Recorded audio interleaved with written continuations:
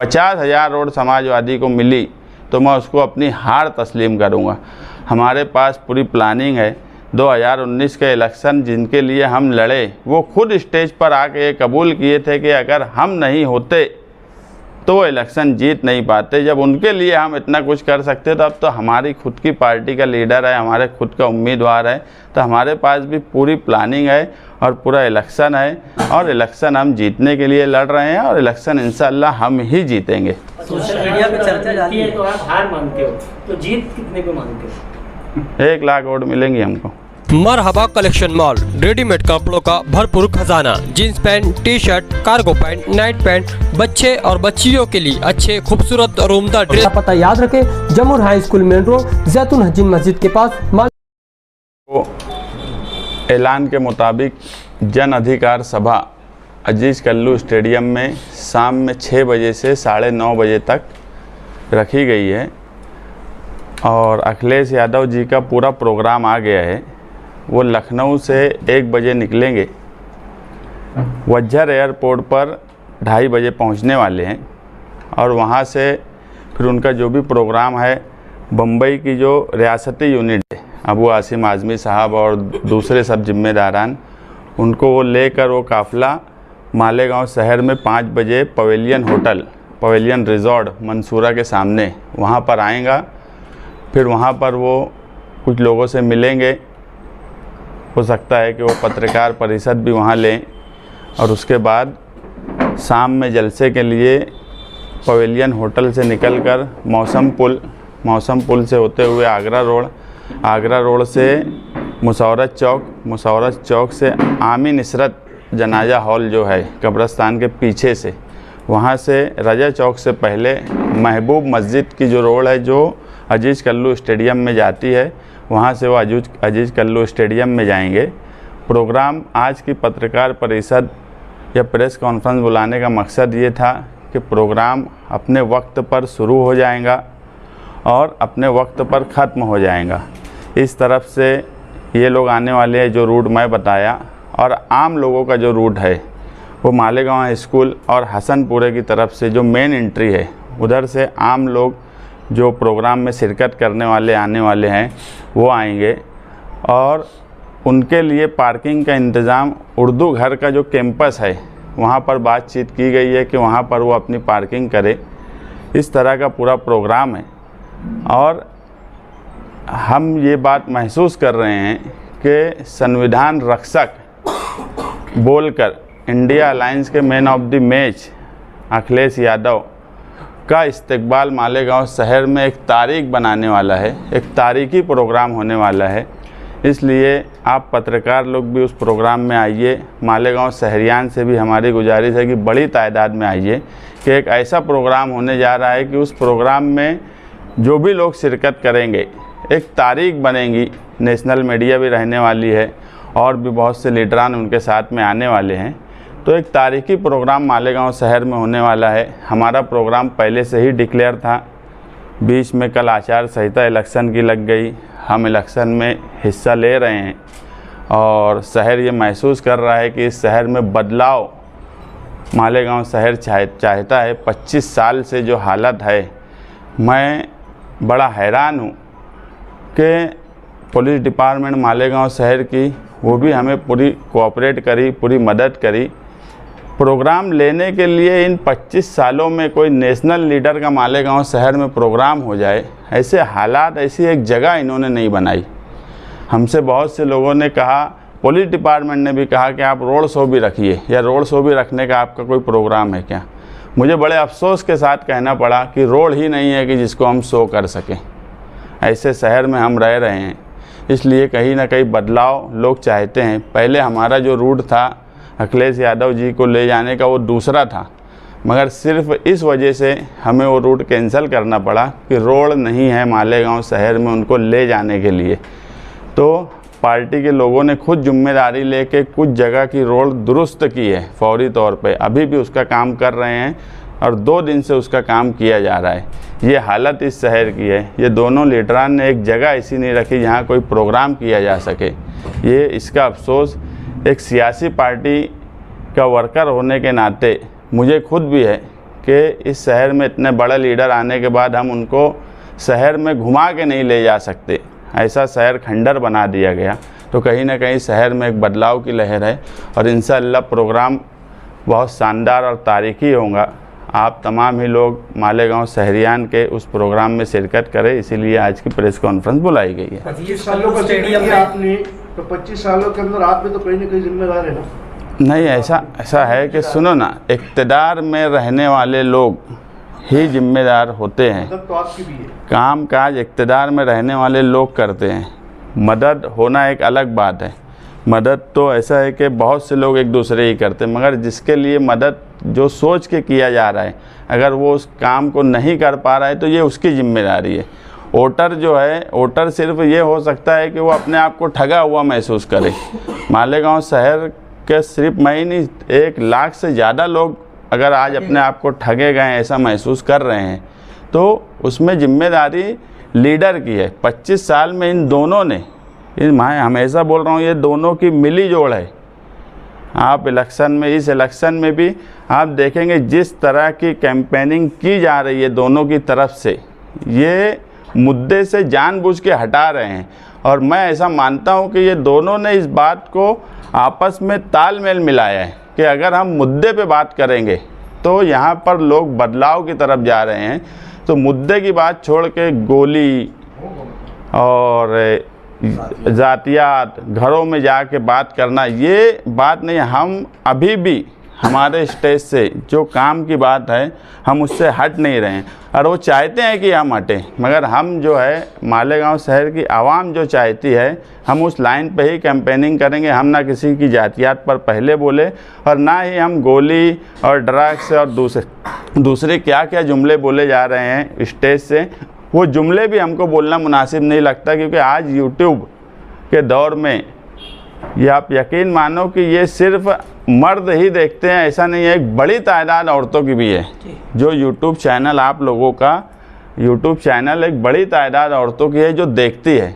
और जब वो सुनती है कि ऐसी बातें, कि मुझे लगता है कि वो भी शर्मिंदा हो जाते हैं। इस तरह की कैंपेनिंग नहीं होना चाहिए जिसकी वजह से आज हमारी माएँ बहनें यूट्यूब चैनल देखने के बाद शर्मिंदा हो। मुस्तकीम भाई, ये सभा समाजवादी की रहेंगी या इंडिया अलायंस की रहेंगी? इसमें दूसरे नेताओं को भी बुलाया जाएगा? हम मालेगांव शहर के इंडिया अलायंस के जो लोकल लेवल पे है, हम वो सब लोगों को बुला रहे हैं। उनको दावत कुछ लोगों को दिए हैं, कुछ लोगों को आज रात तक देंगे।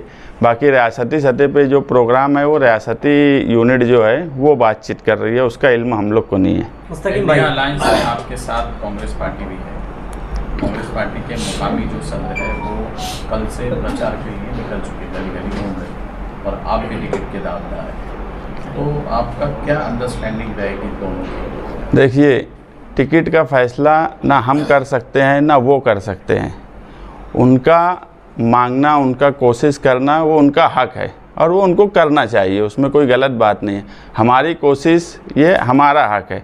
ना हम यहाँ पर टिकट का फ़ैसला कर सकते हैं ना वो यहाँ टिकट का फ़ैसला कर सकते हैं, मगर दोनों लोगों ने ताकत से मांगना चाहिए, कोशिश करना चाहिए, इसमें कोई गलत बात नहीं है। ये फ़ैसला ऊपर की सतह पे होने वाला है। अब ऊपर का जो भी फैसला पार्टी करेंगी वो फैसले के साथ रहेंगे। कि अगर समाजवादी को टिकट मिलता है तो मैं उनके साथ रहूँगा, अगर कांग्रेस से टिकट उनको मिलता है तो क्या आप उनके साथ रहेंगे? पार्टी का जो हमारा ऊपर का फैसला रहेगा, हम पार्टी का फैसला जो ऊपर का आएगा हम वो फैसले के साथ रहेंगे। मैं क्या बोला, वो टिकट का फैसला करने का इख्तियार ही हमारे हाथ में नहीं है, इसलिए वो बात का मैं जवाब नहीं दे सकता। पार्टी जो फैसला करेंगी, ये मालेगांव शहर जानता है कि हम तो पार्टी बदलने वाले लोग ही नहीं हैं। हमने बड़ी मुश्किल से एक पार्टी छोड़ा और ये समझ लो कि हमारे लिए बहुत अच्छा ही हो गया कि वो बीजेपी के साथ चले गए। हम वाहिद ऐसे हैं जो फिरका परस्त पार्टी के साथ एक पार्टी हमारी गई, तो हमने एक इतिहास जो हमारी पार्टी का था वो पार्टी को हमने छोड़ दिया। बाकी मालेगांव शहर में लोग पार्टी किस वजह से बदल रहे हैं, अभी झंडा डंडा किसके पास कौन सा आने वाला है, वो भी मास्टर स्ट्रोक यहाँ का नहीं है, मास्टर स्ट्रोक बीजेपी वाले की लाइन से चलने वाला है। वो मास्टर स्ट्रोक, वो बीजेपी जो मास्टर स्ट्रोक देंगी, वो झंडा आएगा वो डंडा आएगा।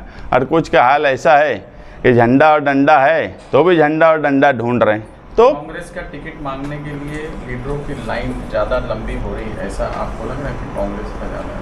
नहीं, ऐसा मुझे नहीं लग रहा है। कुछ लोगों की ज़मीन खिसकती हुई नज़र आ रही है इलेक्शन डिक्लेयर होने के बाद भी।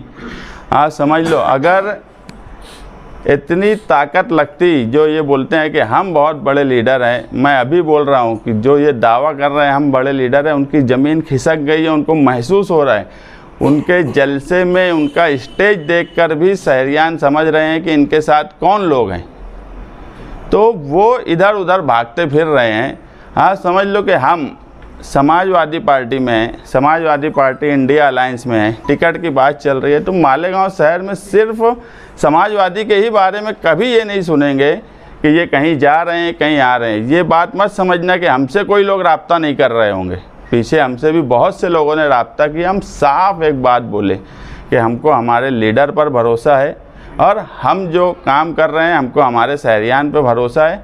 और हालात जो हमको लग रहे हैं, आप यकीन मानो, ये शहर में 20 नवंबर को वोटिंग होने के बाद 23 नवंबर को इस शहर को एक नया नुमाइंदा मिलने वाला है। तो ये रक्षक बोले आप, संविधान रक्षक। अब इंडिया अलायंस में जो है समाजवादी है, 1 मिनट के लिए ये सोचा जाए कि समाजवादी को यहाँ से टिकट नहीं मिला तो कांग्रेस का काम करेंगे, हाँ या ना?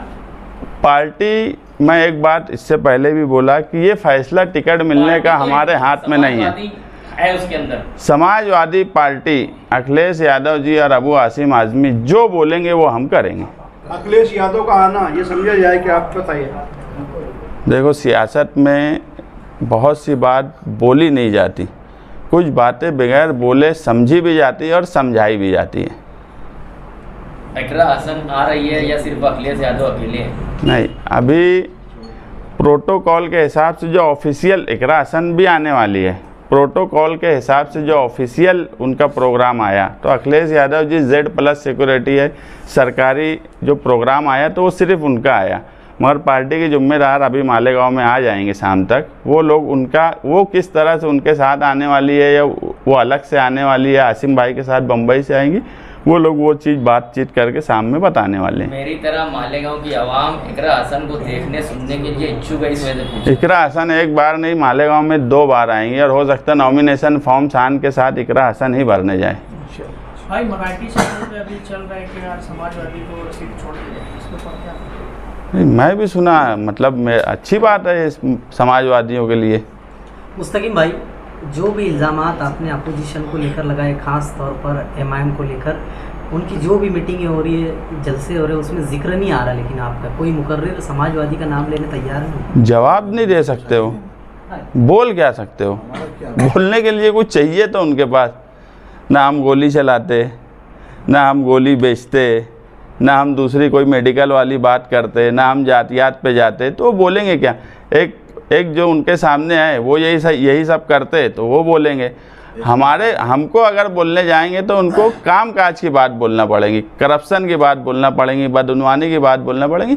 हमको बोलने के लिए उनके पास कुछ नहीं है, वो हमारा जवाब तक नहीं दे सकते, और यही इलेक्शन में हमारे लिए सबसे बड़ा फायदा होने वाला है। तो शहर में यही चलेगा क्या? इग्नोर तो नहीं कर रहे आप? तो नहीं कि आपको बड़ा नहीं बनाना चाहते, बोलो मत बोलो उनके बारे में, ऐसा तो देखो, बड़ा जो है ना, कोई लीडर या कोई अपोजिशन वाला या जिसके सामने लड़ रहे वो नहीं बनाते, बड़ा शहर बनाता, शहर के लोग बनाते, वोटर बनाते।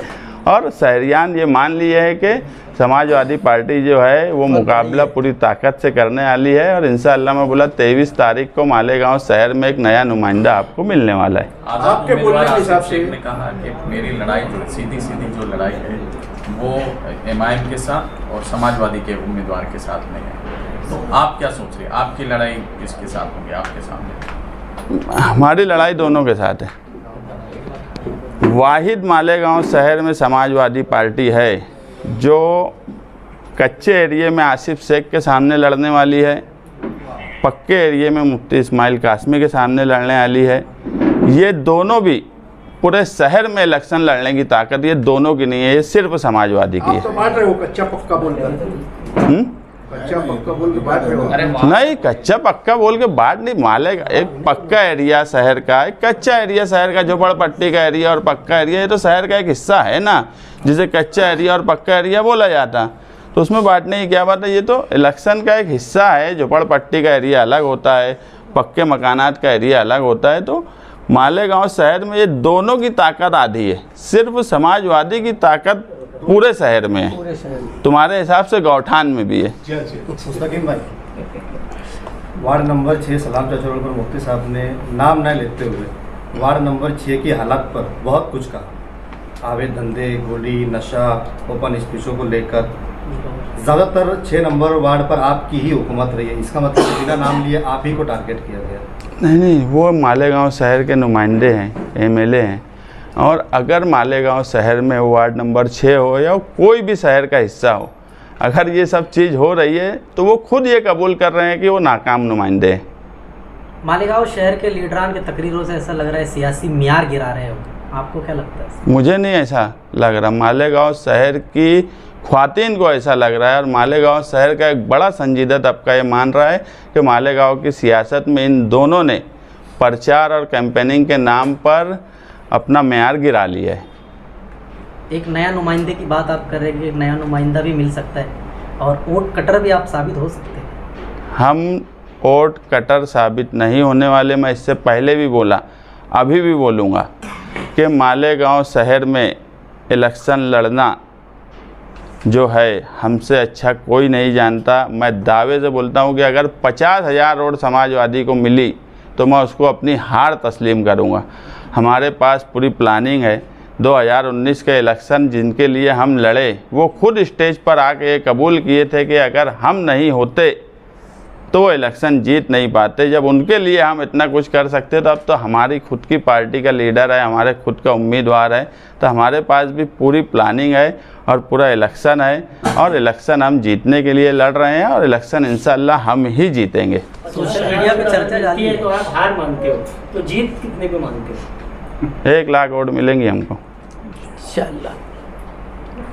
सोशल मीडिया पे इस वक्त काफ़ी पोस्ट वायरल हो रही है, काफ़ी रुपया पर पैसा खर्च हो सकता है इलेक्शन में। जो 40 लाख रुपया इलेक्शन कमीशन बोला है उतना इंतजाम किए हम लोग। 39 ही करना, एक बचा